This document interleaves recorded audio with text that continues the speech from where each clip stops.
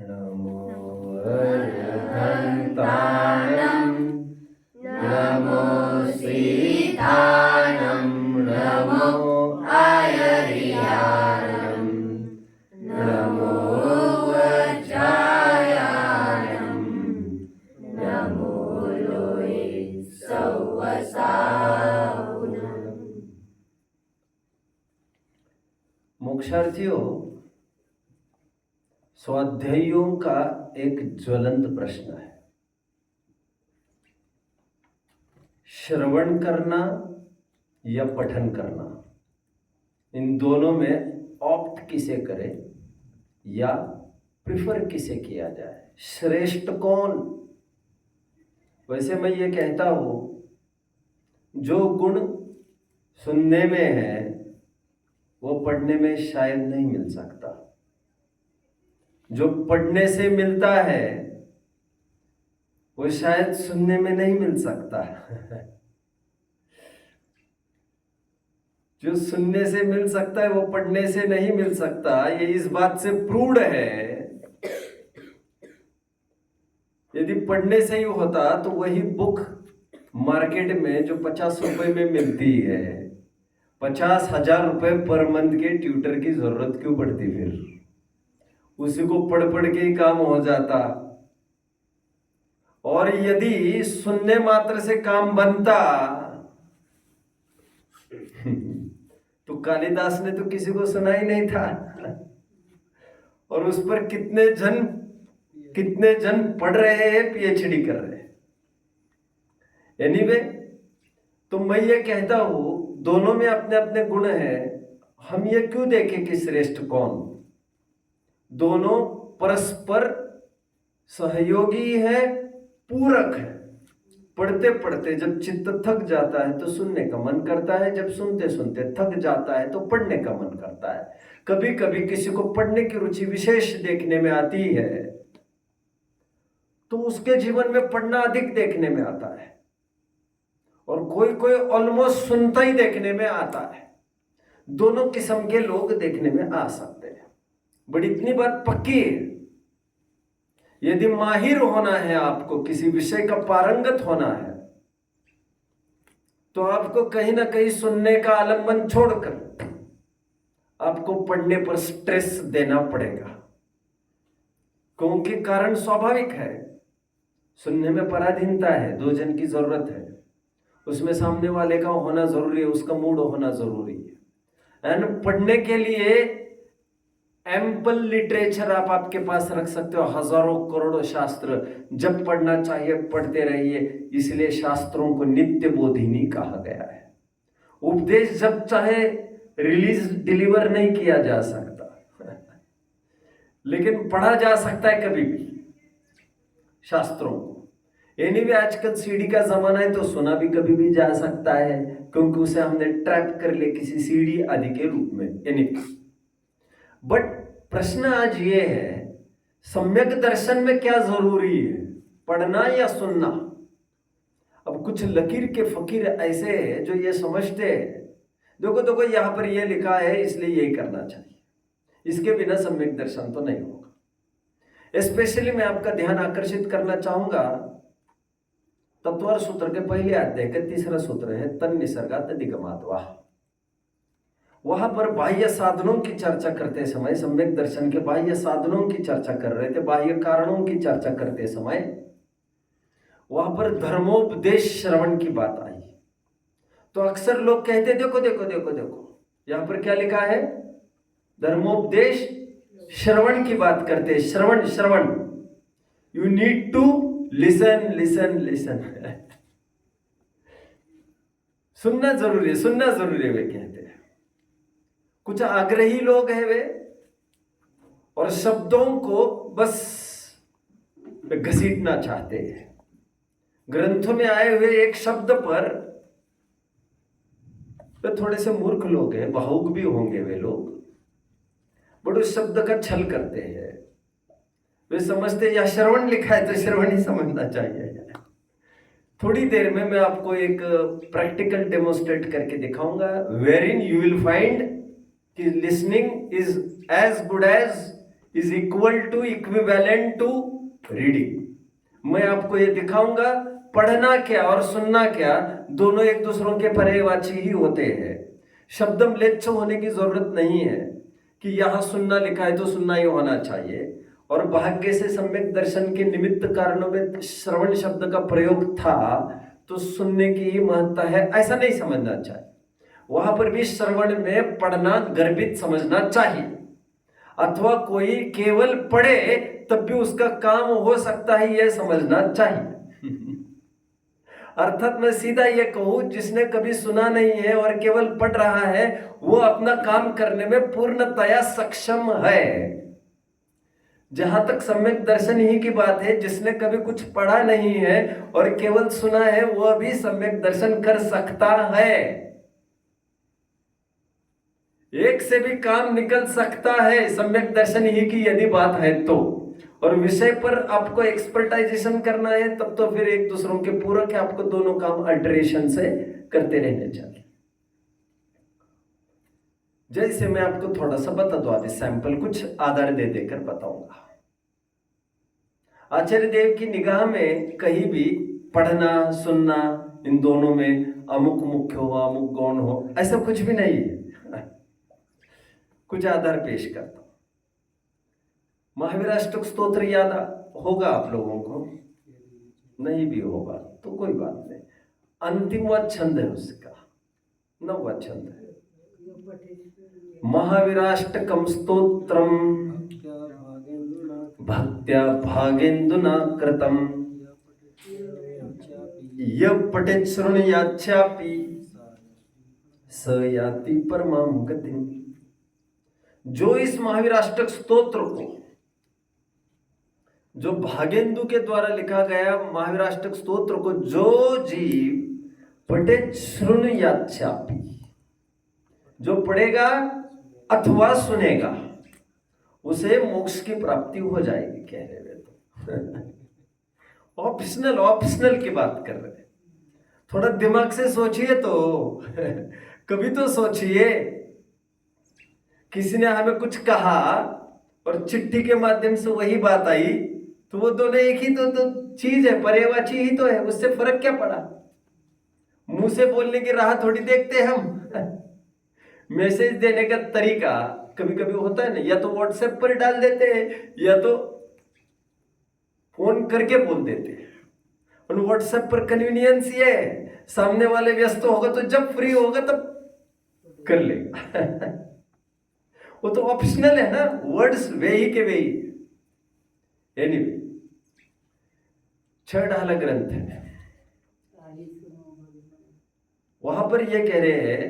अभी देखिए, ग्रंथ लिख रहे हैं तो सामने वाला क्या करने वाला है, इसे पढ़ने वाला है, सुनने वाला तो नहीं है। जो मैं कहूंगा वो तो आप सुनते हैं सुनेंगे, लेकिन जो मैं लिख रहा हूं उसे तो आप पढ़ेंगे। लेकिन लिखने को आचार्य देव कहते हैं मैं कह रहा हूं। अरे तुम कह रहे हो कि लिख रहे हो? वो अच्छा मी समय पाहुड़, मैं बोल रहा हूं, कह रहे मैं समय पाहुड़ को कहूंगा कह रहे कहूंगा। अरे तुम कहूंगा कि लिखूंगा?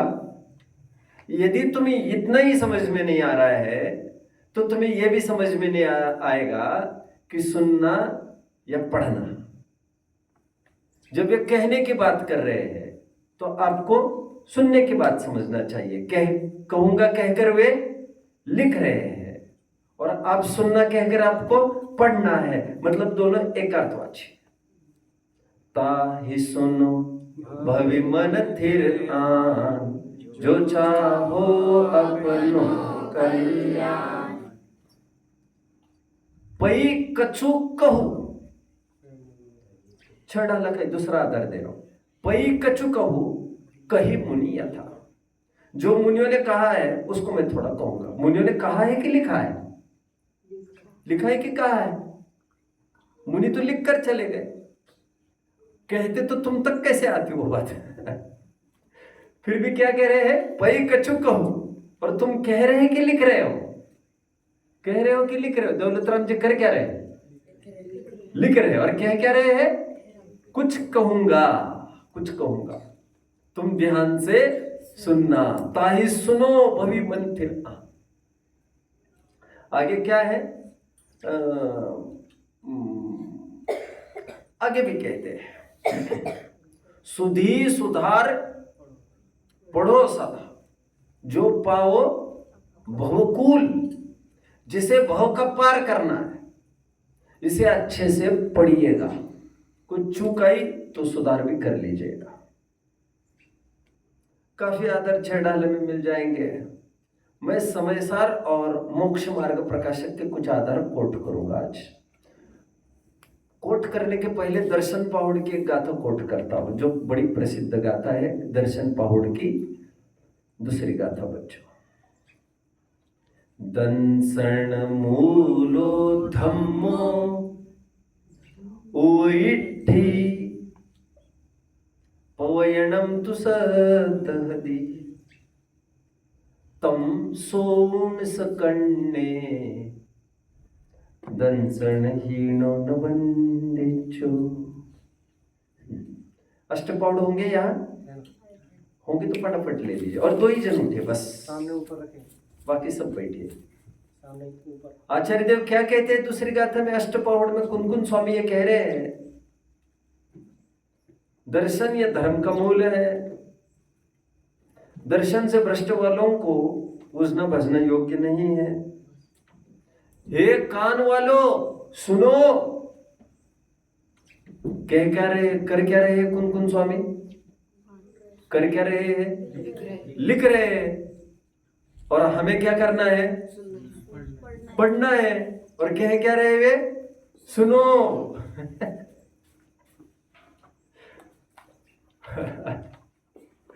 ओहो, अरे वही सुनना और पढ़ना एक अर्थवाची है। और वो अच्छा में यही लिखा है ऐसा नहीं है। ग्रंथों में ऐसे देशयामी समीचीन, मुझे नहीं चाहिए। अब देख लीजिए दूसरी गाथा मिल रही है दर्शन पाउड की बच्चों, जल्दी जल्दी खोलिए। मिली? क्या है? तम सोउन सकन्ने। ये प्राकृत के वर्डिंग्स मिल रहे हैं। कितने जनों को मिले जरा हाथ ऊपर करो। तम सोउन सकन्ने कितने जन को मिला? तीसरा चरण होगा ये गाथा का? दूसरा चरण है क्या? दूसरा चरण। तम सोउन सकन्ने, उसका हिंदी अनुवाद देखो। हे कान वालों सुनो, ऐसा लिखा है? लिखा है? अनुवाद देखो। अरे भैया तुम क्या कर रहे हो? तुम सुनो की बात कर रहे हैं, हम तो पढ़ेंगे, पढ़ने वाले हैं। अरे सुनो मतलब ही पढ़ो यार। धर्मोपदेश श्रवण जहां जहां आया है, सुनने की मुख्यता है, सुनने की मुख्यता है। अरे भाई तुम क्या बात कर रहे हो ये? और समाज इतने दलदल में फंसती जा रहे। कुछ ऐसे लोग देखने में जो केवल सुनते हैं, पढ़ते नहीं, कुछ नहीं। और जो मैं हमेशा कहता हूं, पढ़े बिना आपका किनारा लगेगा ही नहीं, पारंगत होंगे ही नहीं विषयों में। करंट क्राइटेरिया की बात कर रहा हूं मैं। बात बाकी सम्यक दर्शन होने के लिए एनीथिंग कैन डू। वैसे तो एनीवे, अभी आइए आप समय सार पर मैं कुछ बात दिखाऊंगा आपको। अच्छा, नमोकार मंत्र आप पढ़ते राइट? उसकी भी बात सुन लीजिएगा। नमोकार मंत्र की महिमा बोलिए जरा बच्चों। एसो पंच नमो यारो सर्व पावक पणासनो मंगलाणं च सर्वेसिं प्रणमं हवै मंगलम। वैसे मैं जनरली ये कहता हूं, यहाँ पर पढ़मम का अर्थ प्रथम है। सममंगल में प्रथम सुमंगल श्री जिनवर ने एम का। पढ़मम का अर्थ यहाँ पर प्रथम है। मैं हमेशा कहता हूं आपको, अनुवादों में प्राचीन अनुवाद आप देखेंगे, मतलब भाषा अनुवाद, तो उसमें आप पढ़मम का अर्थ प्रथम न पाकर आप पढ़ना ऐसा भी पा सकते हैं। कहीं कहीं ऐसे भी अर्थ छपे। तो जो नमोकार मंत्र को पढ़ता है उसे क्या होता है? उसको क्या होता है? समस्त पापों का प्रणाशक होता है। पाप का नाश होता। तो पढ़ना है या सुनना है, करना क्या है हमें? और हमें प्रथमान युग में बताया गया है कि नाग नागिन के जोड़े को सुनाया गया, वो कुत्ते को सुनाया गया, बैल को मरते हुए सुनाया गया, वो उन्होंने सुना, फलाने ने सुना, आदि ने सुना। तो सुनना है कि पढ़ना है? अरे कुछ भी करिए, जाएगा तो वही। ये तो एक इंद्रिय मात्र है। इंद्रिय तो खिड़कियां है, खिड़कियां। इसको मन की एक पैनी खिड़की के द्वारा गुजरना ही पड़ता है। और सोच विचार किए बिना तुम पढ़ो अथवा सुनो, उससे कुछ भी फर्क नहीं पड़ता। ओके, दौल समझ फिर छेड़ाने की तरफ बढ़ गया मैं। दौल समझ सुन सुन सुन। अरे तुम सुना रहे हो कि लिख रहे हो? लिख रहे हो, क्या कर रहे हो तुम तो लिख रहे हो, सुनने की बात कहां ले रहे? शब्द म्लेच्छ नहीं बनना चाहिए। कुछ इतने लकीर के फकीर है, यहां पर ऐसा शब्द है तो यहां पर ऐसा ही कहेंगे, यहां पर ऐसा है तो यहां पर ऐसा ही कहेंगे। अरे भैया, कहीं यहाँ ये शब्द यहां भी प्रयोग होता है, ये शब्द यहां पर भी प्रयोग होता है। मैं आपको लेटेस्ट बात बता रहा हूँ। आज सुबह एक चर्चा चल रही थी, एक अच्छे स्वाधर्मी है, स्वाध्यायी भी है, मुनिराज शम की घड़ी है, वो पूजन में लाइन आती है ना, अविनेश्वर, वो निरंतर क्या किया करते हैं? दिन रात वो निरंतर करते रहते, विचार करते रहते, समता समता समता क्षमता क्षमता आदि की करते रहते। तो मैंने कहा शम उपशम के अर्थ में है, प्रशम के अर्थ में है। तो उनका नहीं, प्रशम नहीं, प्रशम नहीं। तो कह रहे प्रशम संवेग अस्तित्व अनुकंप वो अलग चीज है, वो तो चौथे गुणस्थान वर्ती को होता है प्रशम संवेग अस्तित्व अनुकंप। मैंने कहा मेरे भाई, प्रशम और शम एक ही शब्द है, तो मुनिराज कोई मिथ्या दृष्टि थोड़ी है। मैंने कहा एनीवे, शब्द म्लेच्छ बनने की जरूरत नहीं है, व्यापक अर्थ समझना चाहिए। समय सार की तरफ आ जाइए। देखो समय सार की अंतिम गाथा क्या कह रही है? जो समय पाहुण विणम पड़ी दूणम अथच्चदो नादु अथे भाई चेदा सो होहि उत्तमम सुखम। पढ़ी दूणम बच्चों, पढ़ी दूणम। जो इस समय सार को पढ़ेगा, जो इस समय सार को पढ़ेगा, वस्तु और अर्थ के साथ वो उत्तम सौख्य की प्राप्ति करेगा, निर्वाण की प्राप्ति करेगा। समय सार को पढ़ने की बात कर रही है कि सुनने की बात कर रही है? लेकिन यहां पर पढ़ना किस अर्थ में है? पढ़ने के भी और सुनने के भी। मैं पढ़ने का हटाग्रही नहीं हूं, सुनने के हटाई रही वालों को मैं ठीक कर रहा हूं। बी इजी, एक दूसरों के पर्यायवाची है। तो पढ़ी तो नाम लिखा।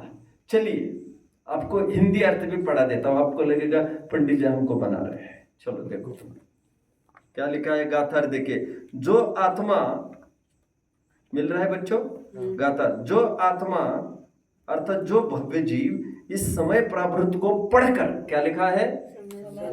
पढ़कर लिखा है ना।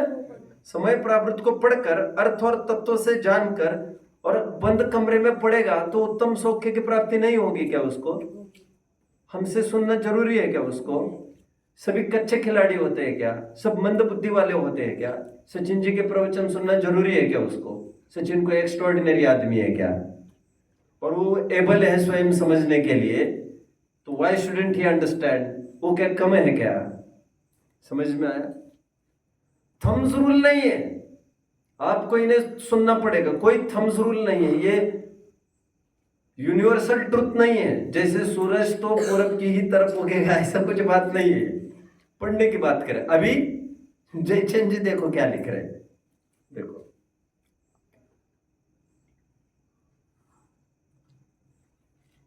वैसे टीका में आइए। टीका में ऐसे इस शास्त्र को जो आत्मा भली भांति पढ़कर मिला, टीका में तीसरी लाइन मिला, हाथ ऊपर करिए जल्दी।